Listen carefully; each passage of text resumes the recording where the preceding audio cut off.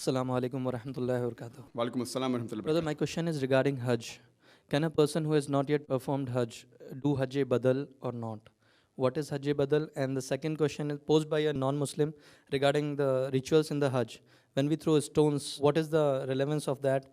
And does in any way shaitan get affected by those stones or not? I mean, this was one of the things, and in that act, there are lots of people who die.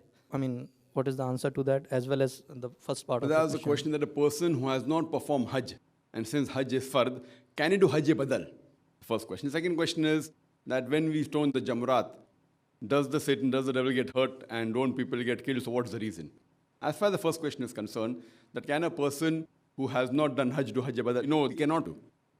Hajj-e-Badal means doing Hajj on behalf of somebody else. Maybe the person is alive, he may be sick, he physically cannot perform all the rituals of Hajj. So surely he can say that here I'm giving you money. Just because I'm physically not fit, I am asking somebody else to go. As far as the second part of the question is concerned, that when we stone the Jamarat, does the devil get hurt? See, here we have to realize that when we stone the Jamarat, it is not that physically we are causing a damage to the Satan. It is symbolic. That means we are against the devil. That is there, and we know that the devil always strives to take us on the wrong path. So when we are stoning the Jamarat, we are actually symbolically agreeing that we are against the devil and we want to fight against him because he is an avowed enemy to us. As far as the last part is concerned, that while stoning the Jamarat, many people die, etc. That's the reason the government is making facilities. The government is giving more facilities where people can stone, and yet there may not be a stampede, etc.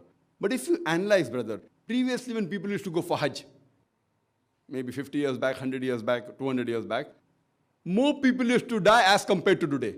Today, about 2.5 million perform Hajj every year, on average. 2.5 million people perform Hajj every year. Previously, it was less than 1 million.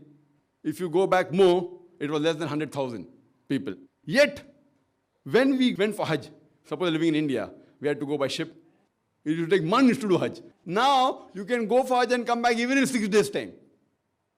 Minimum even less than that. On average, they take 2 weeks to 3 weeks, so that they want to go to Medina, etc., and stay in Makkah for a longer period. But the minimum requirement can be done in a few days. Previously, it used to take months. And whenever people used to go for Hajj, they used to meet the relatives, and there was an understanding, maybe we will not return back. Maybe.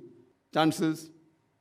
Not that they won't return for sure, but chances are there. Whether 20% they will not return back, 30% or 40%, whatever it is. But now if we analyze the 2.5 million people going and the total number of people dying for whatever reason, it is 0.001%. It will be less than 0.01%. So compared to before, now the facilities are much better. As far as the toilets are there, mashallah, it is very hygienic compared to before. But now, we don't want even a single person to die. So if any one person also dies for any reason because of overcrowding or stoning the Jamarat, the government of Saudi Arabia is trying its best to curtail it down. And when non-Muslim experts, when they hear about the facility that the government is giving, they say it is impossible. Logically and scientifically, it's impossible that 2.5 million people are gathering together in Arafat, Mina, and performing the rituals without hundreds of thousands of people dying. They say it's impossible. Yet, alhamdulillah, we see that every year the Hajj is being performed.